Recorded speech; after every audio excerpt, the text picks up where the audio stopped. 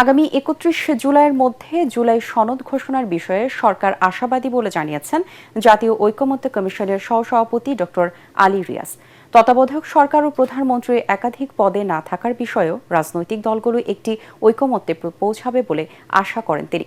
সকালে রাজধানী foreign service একাডেমিতে দলগুলোর সাথে বৈঠকের আগে সূচনা বক্তব্যে কমিশনের সহসভাপতি জানান, জাতীয় সংসদে উচ্চকক্ষ করার বিষয়ে করণীয় সম্পর্কেও বিশ্লেষণ করা হচ্ছে।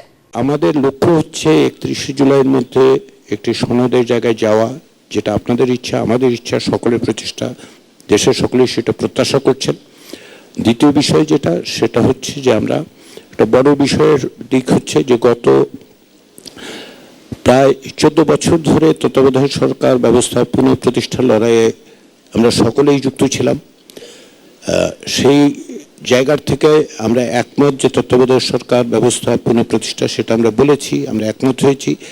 এখন প্রধান উপদেষ্টা নিয়ে এবং কাঠামোর বিষয়ে আলোচনা হবে এবং সেটাতে আমরা একমতের জায়গায় আসতে পারবো বলে কমিশন আশাই শুধু করে না, এটা বিশ্বাসও করে। সেটার জন্যই আজকে নির্ধারণ করা হয়েছে। দ্বিতীয় আরেকটি বিষয় নির্ধারিত আছে, যেটা প্রধানমন্ত্রীর একাধিক পদে থাকার বিষয়।